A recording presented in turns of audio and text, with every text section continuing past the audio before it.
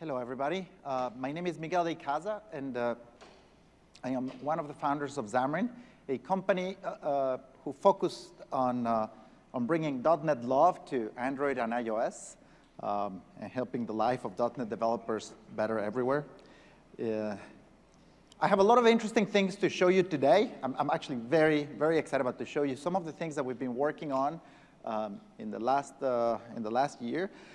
But because of the announcements today, earlier today, Scott Guthrie announced that Xamarin was going to be made available to everybody with Visual Studio, that we're going to have a community edition, it was going to be available for all pro users, and so on. I'm going to spend the first part of this talk talking a little bit about the background of Xamarin, about how you develop applications with Xamarin, because this is the first time that we reach a larger audience. Xamarin was historically, a niche product, a product for those that that wanted to spend a lot of money on it. So, yeah.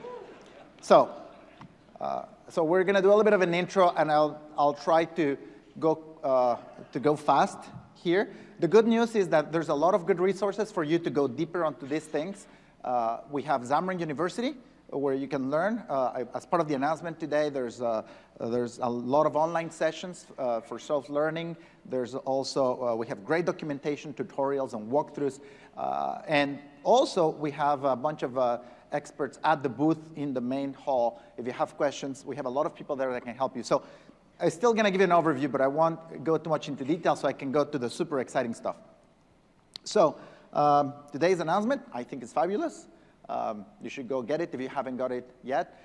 There's never been a better time to start developing mobile applications with .NET or to switch your development to .NET. You get really the best of both worlds. You get the best that .NET has to offer, either C# or F# or even VB. And you get the IDE that you love, or if you're a Mac user like me, you get to use Xamarin Studio. And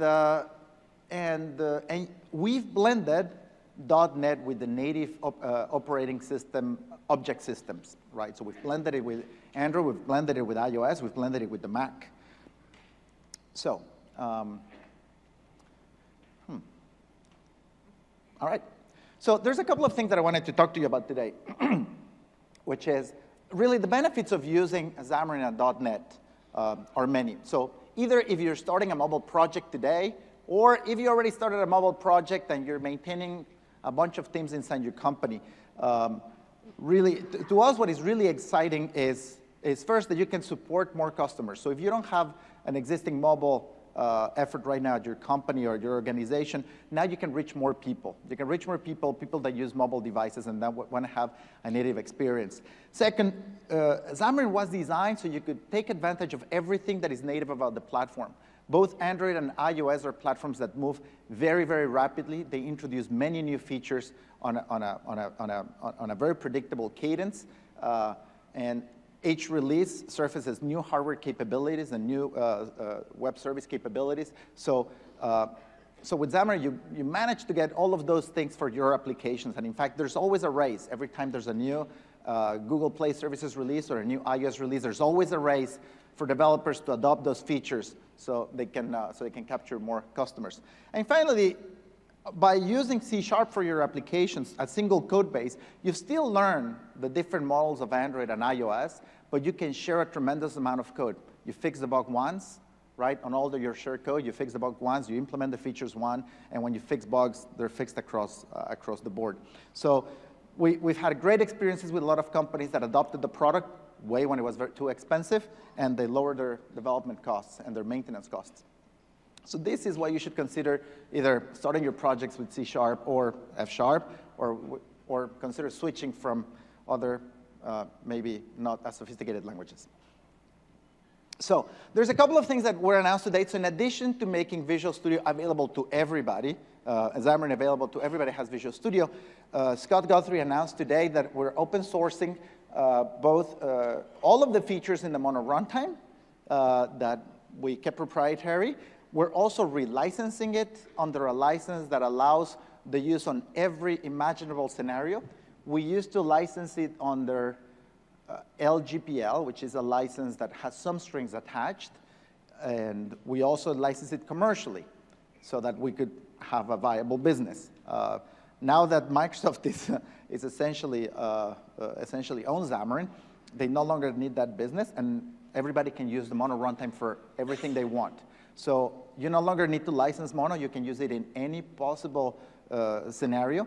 Not only you can put it on any imaginable device, like the PlayStation or Android, iOS, or any embedded device, but one thing that we've been pushing is the adoption of the Mono runtime inside an application. So using the .NET runtime to augment the capabilities of an application.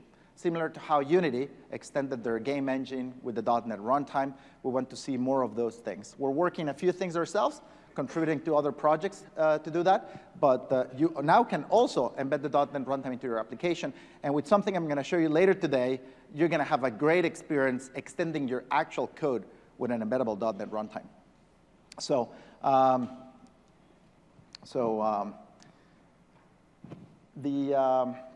the thing to keep in mind about .NET is that it has a very comprehensive framework. It really helps the productivity of developers because it has a garbage collector, so it frees your mind from being a bookkeeper or an accountant sort of thing. You can essentially experiment. You can essentially be very productive. And also, it comes with a very strong type system. So essentially, the compiler does a lot of the work for you. And in fact, if you go one step further and use F#, the code writes itself, and you write it in a third of the time that you do it with F#. So essentially, .NET is my favorite language. I might be a little bit biased because I've been working on this for almost 14 years, 15, doesn't matter, a long time. Now, again, like I said, I wanted to share with you guys the model that we've used. If you guys have used Windows in the past, if you're targeting UWP or WPF, this is roughly what happens. You have a shared set of libraries running in gray, right? Things like networking, data access, I/O, and so on.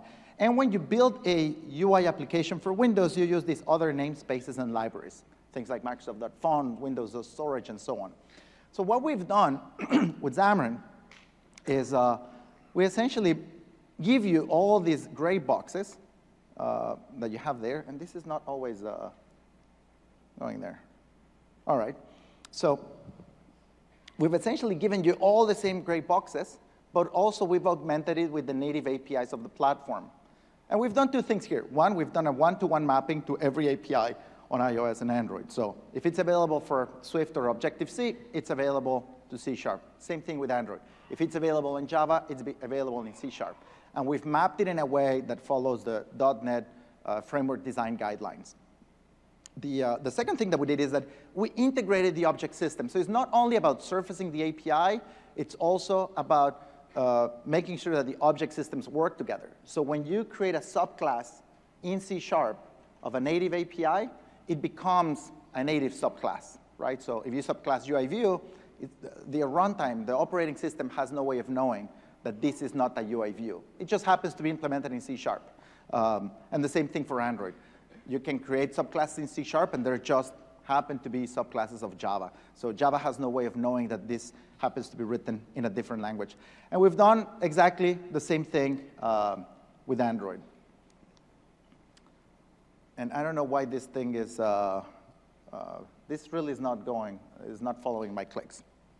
So let me talk to you about a couple of strategies that you can use to share your code. Kevin Gallo yesterday showed this My Health app, which is a native, it's a native application on each platform, on Android, iOS, and Windows. And there's a lot of shared code. So a lot of the business logic, a lot of the communication is shared, but you have different user experiences. They look alike, but they have different user experiences and idioms on each platform. And I'll share with you some of the common things that people do to share code with C#. Essentially, you try to put all of your, I mean, this sounds pretty obvious when you look at the diagram, but we'll get into the details. You want to have some shared C# logic, right? And then you're going to have your iOS-specific, Android-specific, or Windows-specific pieces. Some of you might have built Windows Forms apps and WPF apps and supported both UIs, so it would be a similar exercise. Or some of you might have an ASP.NET front end and also Web API front end, and you would also have to do this sort of code sharing between those two. So there's three major ways to share code between those two. Now, my personal favorite, and this is highly debated with the more purist people in the company, but my favorite is the shared project approach. Shared projects are essentially projects that were introduced in Visual Studio 2015, where you dump source code and resources into a special project that you reference. Now, this is interesting because this is a project that is not actually compiled on its own. It never produces an assembly, right? It's only source code that gets included with the rest of your application when it gets compiled. So I think this is a very simple mod. It's very simple to understand, has very little friction, and leads to, in my opinion, very clean and very maintainable code. Now, this is suitable for, in my opinion, this is very suitable for applications. Now, the other approach is called portable class libraries.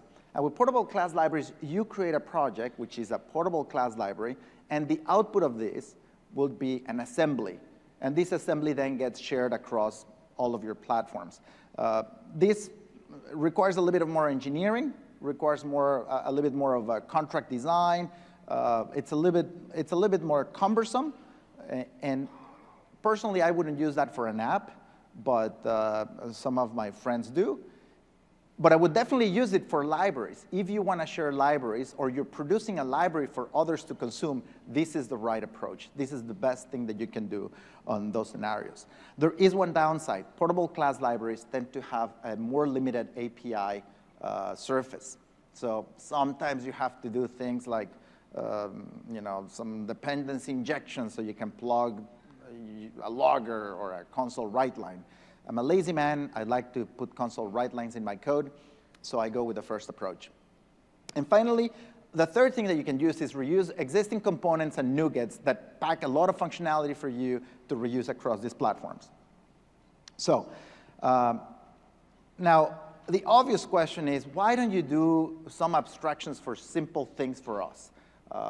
There's a lot of things that really you don't need to get to the bottom of the API and get every possible feature of the platform. For example, you probably want something that just has your phone say, hello world, right? So you don't really need to learn everything about AV Foundation speech synthesizer and learn about audio sessions and everything that goes with it, or the specifics of Android, the specifics of Windows. So in scenarios like this, where you have very simple functionality, where you don't really need to tweak every possible feature of the platform, we've created this thing called plugins. And we have about 50 plugins, I believe, and these are for very simple features. Think of it as very simple features. They're not supposed to be big frameworks. They're just for things that are very common, and you don't need a lot of customization around. If you want more customization, then you drop to the native APIs. But for most things like speech, camera access, settings, connectivity, location, and so on, you can get away with just using a plugin. Now, the second thing that we did is many of our users said, your product is fantastic, but we actually need to produce hundreds of input pages every week. In particular, people dealing with legal issues or insurance companies or anything that has to do with regulation. They usually have to produce a lot of UI specific to different states, specific to different countries. And while they love the idea of building a native, beautiful iOS API and have the entry lines bounce just a little bit or wiggle at the right amount and have a special gradient when you type, sometimes you don't need that much. Sometimes you need a very simple data entry, like sign up page or so on. So what we did is we created Xamarin Forms. And Xamarin Forms is a small UI abstraction. So we abstract some of the elements for creating simple user interfaces. It doesn't do everything. So you'll find yourself doing a lot of your work in Xamarin Forms, and whenever you need some fine-tuning, you would drop down to the native APIs. But it helps for a lot of scenarios. And in fact, we have very large applications written entirely in Xamarin Forms. So not every application needs to consume or tune every bit of the native platform. The good news about Xamarin Forms is that it's also getting open sourced. We didn't open source those things today. We're going to be open sourcing in the next couple of weeks. We just didn't have time to ship the Visual Studio integration and open source since in the last 10 days. but many of you have told us that you want to go beyond that. And in many cases, plugins did their job, forms did their job, but there were a couple of gaps missing. So we recently launched our 2D graphics library.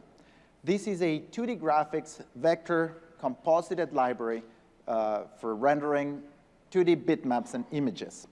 And it's based on Skia. Skia is the graphics engine that powers Google Chrome. So if you use Google Chrome or you use Android, you're using Skia.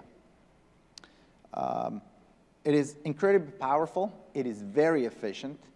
And if you have a GPU, it will use your GPU to do all of its rasterization, to do your special effects, shader effects, and so on. It is actively developed, of course, because it comes directly from Google. And what we've done is we've packaged Skia as a cross-platform NUGE. It's a cross-platform NUGE, and it works on Android, works on iOS, works on Windows, and works on Macintosh. So you just add this reference, and now you have 2D graphics across the board. We're also adding support for .NET Core, so people doing ASP.NET applications can render graphics on the server side. And if you slap in a GPU in there, you'll also get GPU acceleration there. So we're very happy about this library because it fills a big gap on the cross-platform story. You could create forms, but if you wanted to put a little plot chart, you had to do it natively on each platform. Now we can do it all at once.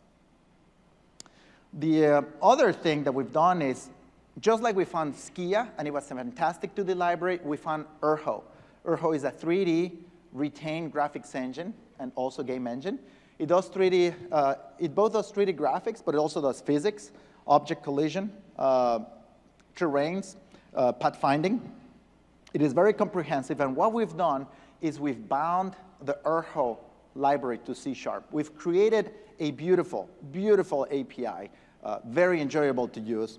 Again, it's GPU accelerated, supports Windows, supports the Mac, supports iOS and Android. Again, it's a NUGE cross-platform. It is actively developed, both the foundation and the binding, and we're going to be contributing to the effort so that it goes across all platforms. Anyway, we have time, I'll show you that. Now, I want to switch to the inspector and workbooks, and this is where I wanted to spend the core of the talk. You saw it earlier today in the presentation. It's this live coding system that we have. This was born out of our desire of making C# more approachable and making it more enjoyable. We actually demoed interactive C# back in 2008. It was only available on Linux, so it didn't, most of you didn't use it. We'll get there, we'll get there. And over the years, we've done small improvements. We finally decided to focus on it. So I want to give you I want to give you a demo of what it does. Now, there's two separate ways of interacting with this. One is the inspector, and it's very much like a web inspector. So when you go to a web page and you hit the whatever, Command-Shift-I, and you can start looking at the source code, exploring the different elements in the UI, and modifying them live, that's what you can expect from the inspector. The inspector supports Android, supports iOS, supports Macintosh, and supports WPF. And we can add more over time. So very broad support. And then you happen to have a C# shell. So in addition to the inspecting capabilities, you have a live C# shell that can execute your C# code against the running process. So you have a running application, and you can type in C# commands, and they will run in that context. Workbooks are, and they're basically the same thing. The difference is one is designed to inspect your live app, and the other one is designed for you to learn. And workbooks are the document that I showed today in the keynote, where you have a markdown file with documentation and explanation, and it has C# code embedded in the middle. So I want to show you. I have some slides for those of you online that might want to take a look at that. But I'm gonna jump directly to the IDE. So first, I'm gonna give you a taste. I'm gonna give you a taste of this. Now, let me minimize this thing.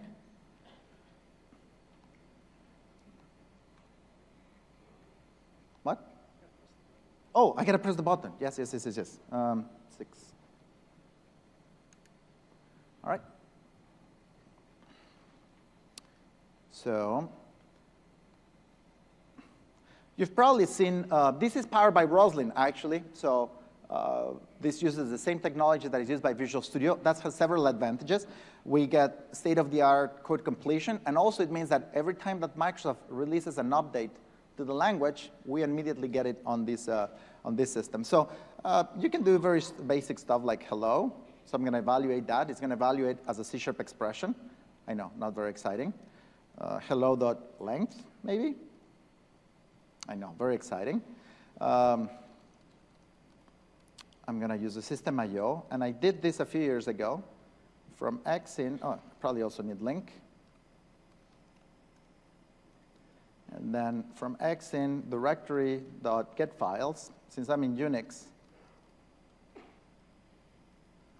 I'm going to get the files in the etc. directory, and I'm going to select that.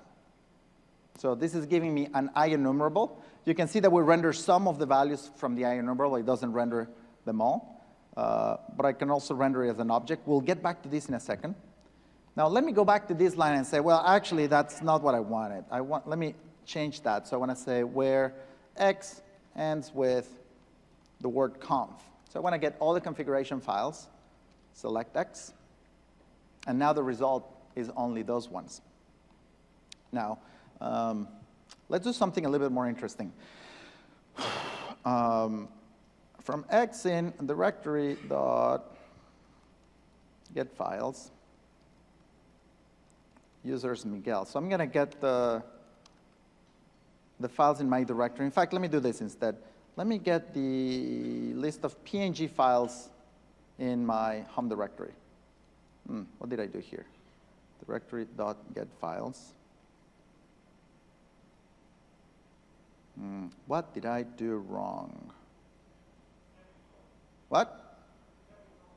Semicolon? Oh, look at that. And actually, I want star.png.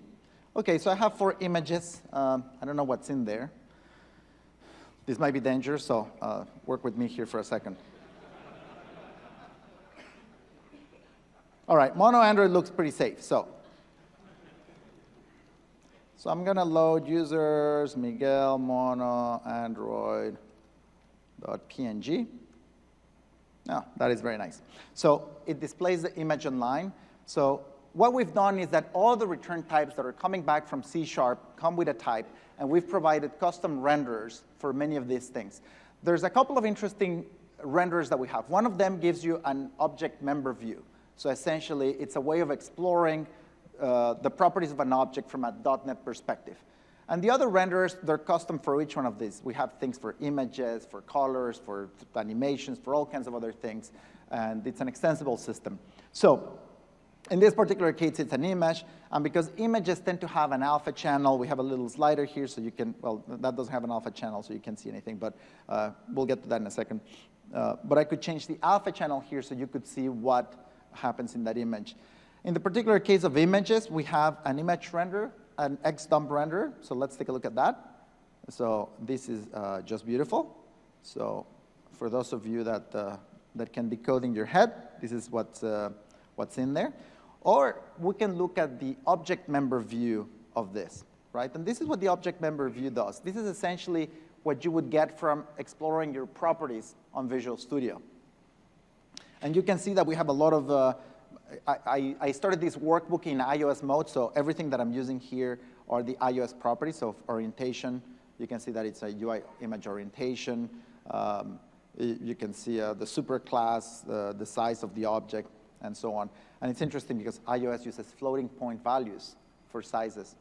So that's why it's rendered as a floating point. Now, let's live life dangerously. So let's do this.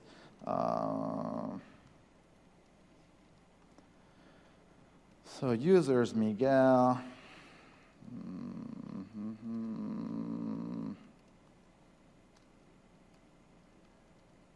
Select. new UI, no, UI image from file, X. So there we go. So this is an enumerable return, right?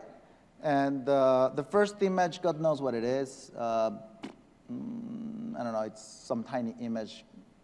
What is that? Untitled.png, probably not very inspiring. And then I got this mono Android picture, which is probably very old. Interpret cat, ready for provisioning, and some other file. In fact, just how old is that file? Now, what is very interesting about this is that you can start exploring the APIs on iOS. For example, the key window, in fact, let me show you this, help. So if you type help, you get a set of commands that will give you a little bit of context of things that you can do in this particular context. So this is the iOS context. You would get something different for Android. So the key window is a concept from iOS that refers to the main window that is currently focused on the application. So I'm going to do root view controller, and I'm going to assign a, what would that be, contacts dot maybe Twitter. So I'm going to create a compose tweet view controller. And when I assign it, it will pop that right there. So this is the iOS native tweet composer. And all I've done is I said, hey, make this your root window. Now, let me create just an empty one so we can play a little bit with this. I'm just going to create a view controller. And I'm going to assign it to this. So it's a blank one. Key window dot root view controller. So I'm going to assign that to it. So nothing in there. Let me add a couple of things there. So on the keynote today, you saw I showed a map. So I'm going to do the same here. So I'm going to create a MK map view.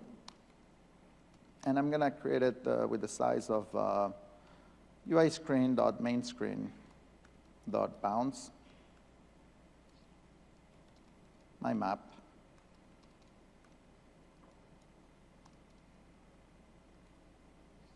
Okay, and then I'm going to add it. I'm going to add it to my view controller. So who was it? It was x.view.addSubView my. And again,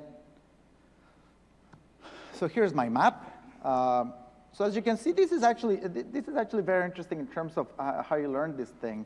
For example, I can say, well, what is my region? The same property that I showed on the keynote today. So it's a coordinate region, so I can expand this guy. I can expand this guy here. And we have a custom renderer for locations. So you can see that, that I have an embedded map view inside the visualizer. And I also can, for the convenience, I can render these values with different formats. Now, so this is the sort of thing that you can do. And using core location, like that. All right, what was that thing that we did today that was very neat? So I just learned to use this API yesterday. Is it CL, core location, geolocator, geocoder? Await, no. Async, geocode address async. And this API is very neat because it returns the location for a human-readable description of something. So for example, the Empire State. So let me just do a wait on this guy. And then let me fetch the first element. And then I'm going to get the location. So this is very neat. So we like the idea that we're going to make C# a very approachable language, and F# as well. So, I mean, this is incredibly powerful because, in fact, I haven't used any of the mapping capabilities until last week. Before this, we mostly focused on getting the features in place. So I've been actually rehearsing this all last night and this morning, just trying out things that would be interesting to show you. For example, what is the other one? I can make an async method, async task of, what is this, location? Get string s, so I can do await, new CL geocoder dot, or you can have this guy, the string. Does this make sense? In fact, I can do this, right? First dot location. What am I missing here? What? Task of what? What? One at a time, one at a time. Is it a task of CL location? No, but I'm still missing something here. What am I missing? One, oh, we have way too many parentheses here. Okay, woof, there we go. So now I can say things like, what is that, Paris? Oh, we gotta await that puppy. Okay, so now I got Paris. What else can I do? London, actually San Francisco. Hipster, let me see, hipster town. Inappropriate.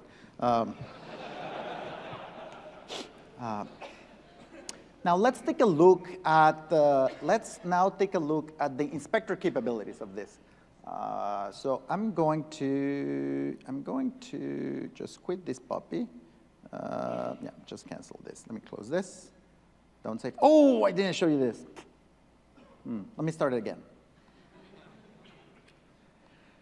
Whew. Okay, we're gonna do this again from the top.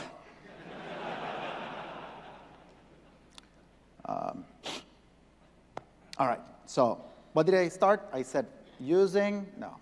I'm not gonna bore you with all of this, but I'm gonna say something like directory, I don't know, what do you do here? I'm lost, guys, I'm lost. UI color.red. Okay, this is beautiful. We got a color, multiple renderers, object members, and so on. So what is interesting here, and this is so far we've been using this as a REPL, like an interactive read eval print loop. I think that it's kind of too nerdy to call it that. I like to call it interactive C#. I think it's a better name, but anyways. And if you see this little thing, if you hover here, I can click there, and then I can start writing a document. So I can say, introduction. The first thing to get started with the workbooks is to put a nice and bold using statement in your code, like this. All right, and I'm gonna just I'm gonna bold that puppy. And then I'm gonna say, now we're going to fetch a color. In this case, we're going with red. I wonder if I can make this, I wonder if I can add a title, big topics. So I should probably make this a level 1 heading. So I'm gonna go and save this. I'm gonna save this thing. I'm gonna put it on TMP so you get oh, there it is. I'm gonna put in TMP, I'm gonna call it foo.workbook. And now I'm gonna show you that file in Emacs.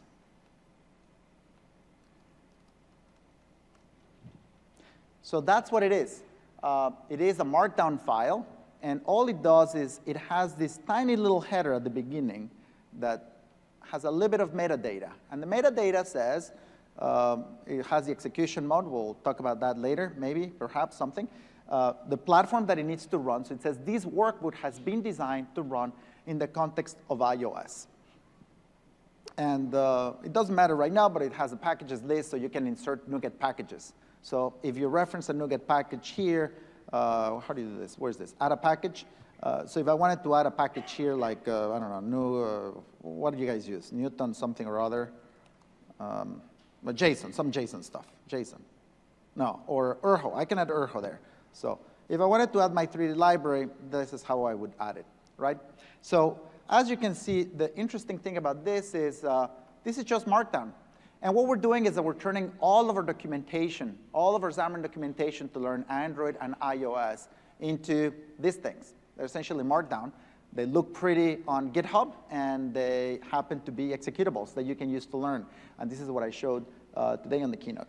Now, The other piece that is very interesting, how am I doing on time? Perfect. The other thing that is very interesting is, let me show you now. Let me switch gears. This is the application that Scott referenced at the end of his keynote, which is we built a reference application that shows how to integrate multiple pieces together, Azure IoT, Azure backend services, Xamarin Android and Xamarin iOS for the user interface, as well as a Windows UI. And I happen to have this one running here on iOS. So I'm going to run it now. And I probably should use a smaller simulator, but that's OK. Because this takes way too much space. Yeah, you see it takes way too much space. So let me reduce that. Okay, so let me scale that. And so this is the application. It's an application that was built. You don't have enough background, but the idea is that we bought this extension that you can plug into your car. Many new cars have this system where they provide data that you can actually monitor and extract. So your cell phone actually connects to this and extracts the data. And the idea is that you can run this app to see these things. So this one right now is using a simulated data. The simulator is sending the data about going on the road. But we have a bunch of existing trips, right? So right now it thinks that it's Scott Guthrie, and it's showing his trip. We also had, I think, Vivace, that was pretty good. So this is, I believe, a bike ride that James Montemagno did. And you can see the location of the device at any given point. We cheated here. James was on a bike, and he was generating the data. So anyways, this is the application. And I want to show you something interesting here. The inspector is a capability where your IDE can now connect to a live app. So when I click this little button, it launches again our workbook support. But now you have this little button, the inspector, and you can select elements in the UI. So right now it's selected. When I clicked on this thing, it assigned it to that variable, and it's this guy. So you get all the properties of that variable. Now I'm going to use a convenience method called capture. So it takes a screenshot of that. So that's what the actual view was. And because there's a hierarchy, this just took a screenshot of that particular view. So let's take a look at why that was. So now I can get a 3D view of this. And now you can see that, oh, it turns out that the topmost view, right, the one that I selected, only contains those elements. Well, that makes sense. So you can get a 3D view of how your application is built and debug it. You can also take a look at the hierarchy for your application here. So it's very easy. I'm taking this application, so I'm going to click on this thing. And what that does is that it assigns it to this variable, selected view. So now it's a trip map view. So I can expand it here, and I can look at a lot of these properties. Or again, I can just take a screenshot. So I can say capture, selected view. And this, because it's the bottommost view, not the one that was just drawing some things in the top, it actually shows me the whole screenshot. Now, let's take a look at this again. Where are you? Selected view. You can just go here. So there is something very neat here. Of course, because we have a coordinate, it gets rendered there live. Very nice. But there's a very interesting property called latest polyline. And that actually has all the data points that were plotted in the map. And what is very nice about this, let me zoom in here, is that we're going to be cheating. And we're going to take this guy, and we're going to claim that we actually went this way. So I'm going to, and I want to show you that as I'm making edits on the inspector, it's actually getting reflected on the app. Not only is it getting reflected on the app, but if you look at the miles, if you look at the miles display, can you see the miles display up there? The one that says 0.83. All right, so it's updating live and recomputing the actual distance as I'm moving it on the inspector. So this is a great debugging aid. We've used it in a number of applications already, and it's very enjoyable. In fact, what I like about this personally is that I don't need to launch an IDE. I don't need to launch a project. I don't need to create a sample thing to test a couple of APIs. You just go file new workbook for iOS, Mac, Windows, whatever you want to do, and you can start typing APIs. You can learn what they do without getting into the, without having 100 little projects in your project directory, app 1, app 2, app 3, app 4, app 5, app 6, app 7, just to test a different thing.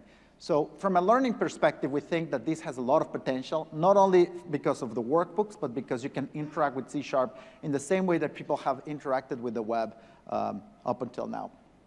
So now let me open a couple of other workbooks that I wanted to show you. Let me close this thing, and let me get rid of this thing.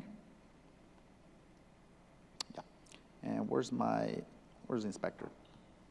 So let me open a couple of these ones. Skia, I'm going to show you the Skia one just because this is the library that I just talked about.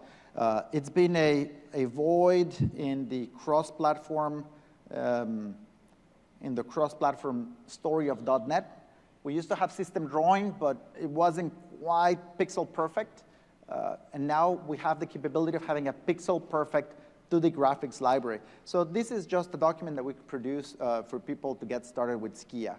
And it walks you through the whole process. And in this particular case, I'm just going to go right to the end and execute the whole thing.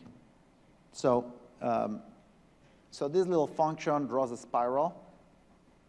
You would think that drawing a spiral would be easier, but I guess it's not.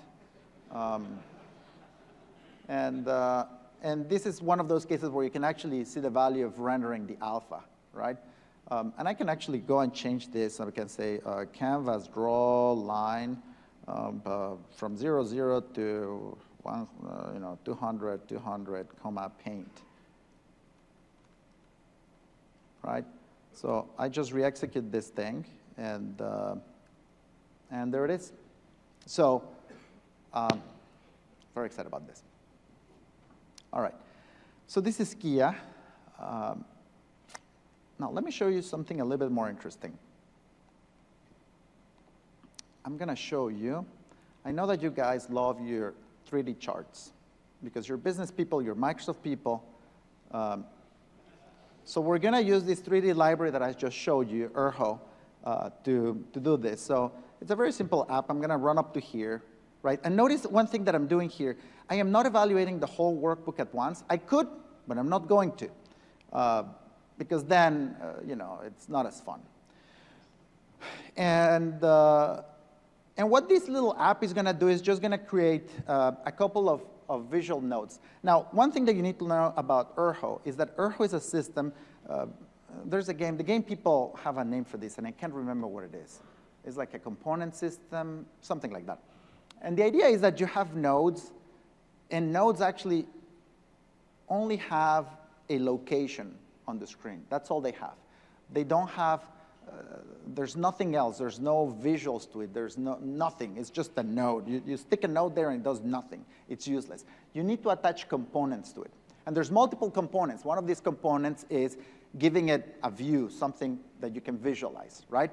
And we're going to do that in here. Or also, you can add, for instance, some physics. So if you attach some physics properties to it, then next thing you know, the object is falling down, right? Or you can add attractions or gravity or things like that. So in this particular case, what I'm doing is I'm going to create a couple of these objects. So I create a child, I create a node for the first bar, and then I attach a bar, just a bar that gives you a visual representation. That's all I do, right? So I'm going to execute this little code up to here, and it shows you these 4 boxes with a plane at the bottom. And then I can execute, I can assign different heights. This, and every time I press Shift Return, it reevaluates that line. So you can see how that changes every time. And I can, change this to something else like what would be cyan. And then I need to re-execute this one. So I hope that you can use this for a lot of 3D visualization in your applications. Now, you're probably thinking, Miguel, this is quite lame, and I understand. First of all, it's not that pretty. In this day and age, there's a lot better things to demo. So what I'm going to show you now is a little demo that we put together to show you something more interesting. So again, I'm going to run up to here, and I'm going to get my little window. I'm going to stash that bad boy here. Okay? And I'm going to walk you through what I'm doing here. The first thing that I'm going to create is I'm going to create a node, and I'm going to attach a sphere component to it. Right? Very nice, very pretty. It's a glorious magenta. Is that magenta? You can change the color to green, or I can change it to blue again. There it is. Then I'm going to change the size, so we have something more sizable. Then there's a little routine here to download an asset. The idea is I don't have any assets on my machine, so I define this function. And this one, this thing that you see here, it's actually the result of a Google search for Earth texture. So if you go to Earth texture and you get this thing and you get one of these puppies, turns out that it's it's one of these images, right? So you get one of those. So all I'm going to do is I'm going to download this thing, and then I'm going to set the material to the sphere to that. So now we got the texture wrapped around the sphere. And then I'm going to run an action. Actions are things that we borrowed from Cocos 2D. And it allows you to create very simple animations on your product. So in this particular case, what I'm going to do is I'm going to add an action that repeats forever, that rotates the object. So all it's going to do is it's going to rotate. I'm going to say it's going to rotate over 1 second, and this is how much it's going to rotate. So now I got my planet rotating, right? You can imagine already, I'm going to use this in HoloLens. Yes, you will. Yes, you will. And now I'm going to create again a node with a sphere. It's going to be gray. I'm going to make it a little bit smaller, and I'm going to position it just on the side of my planet. You see that? That's a nice little moon there, right? Very nice. And I'm going to make it rotate again. No, but I'm not going to make it rotate on its axis. Instead, I'm going to make it rotate around Earth. So there goes my rotation. You see that nice shadow? That's what you get with a nice 3D engine like Urho.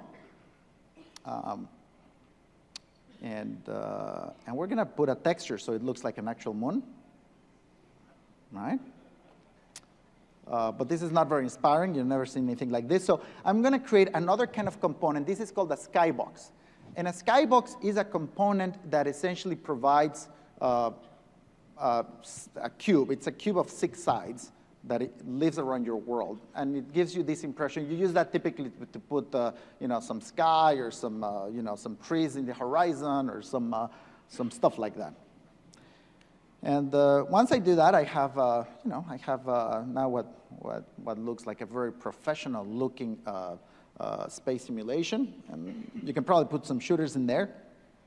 And I'm just going to run this last command, app move camera, and all that does is it lets me basically manipulate this from within the world, right? So I'm just moving the camera here, getting close to the moon.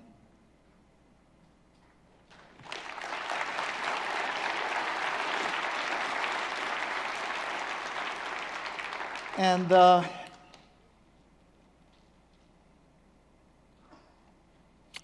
think that's it. We have about 10 minutes of Q&A, or Sandy can come on stage and now show you Urho, but running on Android with a cute little game that we built in about a week. Cute little game? Sandy, come on in.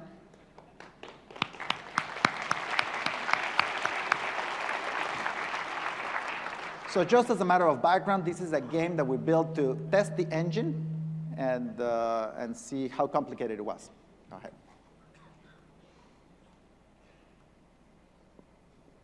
And it was built by my friend Igor. All right, am I? Okay, I'm on. Thank you, Miguel. So yeah, Miguel just showed pretty much how Urho Sharp works, and it's a really cool system. What we have here is a game, and I actually have it running already. It's this really cool little shooting game. It's 3D. You're flying around. You're shooting these bad guys. They're shooting back at you. And this is just a sample that comes with Urho Sharp. And this was my first time ever playing with it. And I've been playing with it, and the problem that I have is that it doesn't take long for me to die. I seem to lose a lot. So I wanted to, of course I work on the inspector, so I wanted to use the inspector to try to fix this problem without having to quit the app, tweak the code, rebuild over and over and over again. So, no, forgot to copy some code here. So, So the first thing I do is I connect. This is directly from Visual Studio. We have a little button here to start inspecting the game. So I need to bring in a few namespaces. That's probably enough. And then I need to set up the inspector to actually use the game's main loop. So the interesting thing about the inspector is that it knows about Android, but it doesn't know anything about Urho. So invoke, there it is. It doesn't know anything about Urho. So normally, when you start executing code from the inspector, it's running it on the Android main loop. We have to kind of tweak it and tell it, no, okay, Urho's got its own main loop. So if I wanted to look at this game, I want to figure out what is going on that's making this plane so big. So let's take a look at it. We have sampling game is our actual game engine. There it is. So we'll start again. I keep dying. This plane is just too big. So we can dive into there. We can see that there is a player, and that's got its own node, just like Miguel was describing before. And the node has a scale. Where is it? Here we go. And the scale is 0.85. So clearly that is not a size that's working out for us. So if we wanted to mess with it, we could change the player's health value to be a little bit bigger too. Let's do that actually. Let's make me have a lot of health. And then while we're going to live forever, we can start messing with the scale of the node. So what was it, 0.83? So let's try something else. Let's try 0.1 and see what that looks like. So I think I could probably play all day this way, but at the same time, it's not very challenging. So okay, let's pick something else, maybe 3.5. Okay, that looks better. You like guys like that? Okay. So thank you. So now that I found the setting that I like, I'm actually going to put that in the game settings so that next time I die, you know, that's what we'll have. Oh, and let me change the health again so that we die eventually here. Boom. Okay. So what else do we do? So I thought it would be cool if anytime I picked up a coin, if I actually gained health. But then as I was looking at this sample, I realized that although obviously there is health, it's not shown at all in the game. So let's actually add that. So if we made, Urho has not just shapes and skyboxes and everything. It also has some sort of normal UI elements. So in the game, we can create a piece of text and what we'll call it 0 life to start. And we can add it to the actual UI of the game. What did I do wrong? Oh, we have to add it to the root of the game. There we go. So that pops right in, and we can start messing with that if we wanted to. We could change the alignment, change the horizontal alignment to put it in the center. No, that actually looks like crap. Okay, so move that back, and yeah, keep that there. But we actually want to hook it up to the game and see it change. So how about every time the player's health changes, we just hook into that event, okay? Whoops. Right, so every time the player's health changes, we'll set the value of this label. And we can use C#6 interpolated strings because we're using the Roslyn compiler here, which is awesome. So what's the game.player.health, right? So let's see. Let's hook that up. There we go. We've got 70 life. And every time we get hit, it's going down, it's going down, it's going down.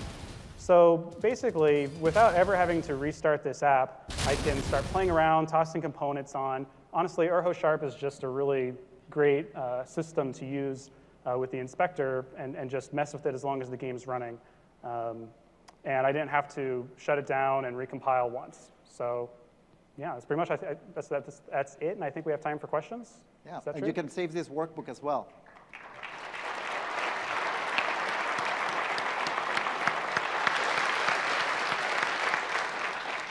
So we have 4 minutes and 40 seconds for your questions. The gentleman on the Boston cap.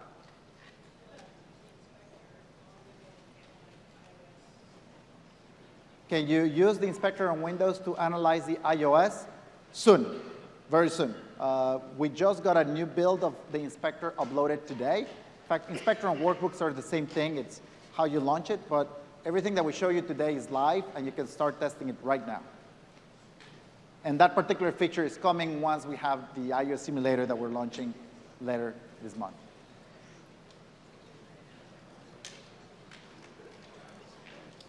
Yes?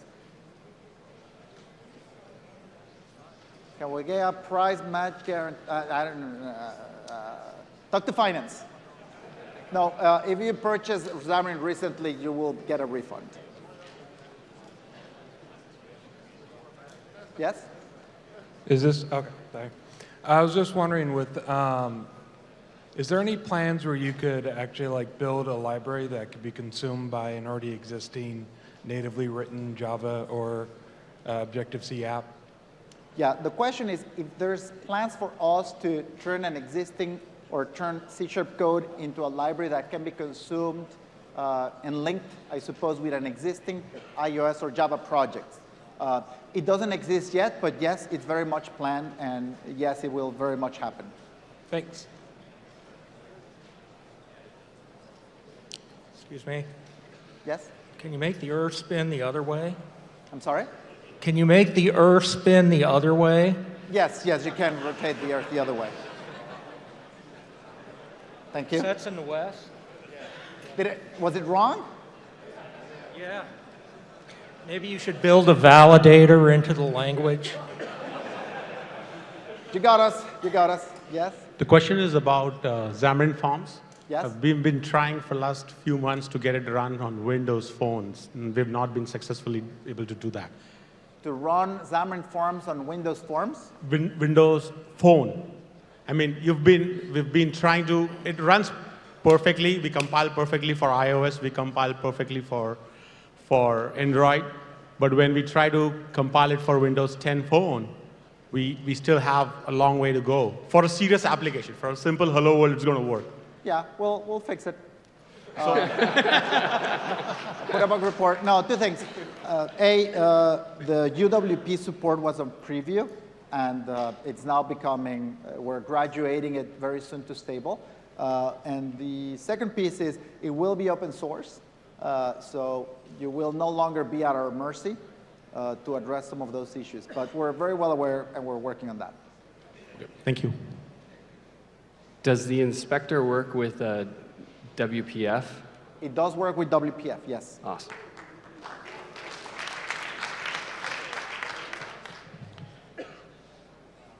Is there a...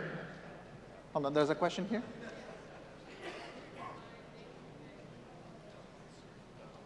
Would it be, what is the question? Easier to buy native libraries? Is it easier to build native libraries than it currently is? Yeah, yes. In fact, Aaron Buckover, who's sitting just next to you, has built enough support, and he can walk you through some of it. Some of those things are not trivial, but we can certainly improve it. And Aaron is the person that can, if you have some feedback or this is too obnoxious, can you help me there? He's the man that can help you. Thank you. And yes? I don't think you can see me. 32 seconds. What about the integration of Visual Studio Code and Xamarin Studio? Visual Studio Code and Xamarin, well, we currently do not have plans of integrating with Visual Studio Code because when you build mobile apps, it's not just the code, but there's a lot of artifacts that go with it. So maybe one day, and you can certainly use it to edit your code and compile with MS Build, but building the final thing requires more IDE support. And we're done. Thank you very much for coming.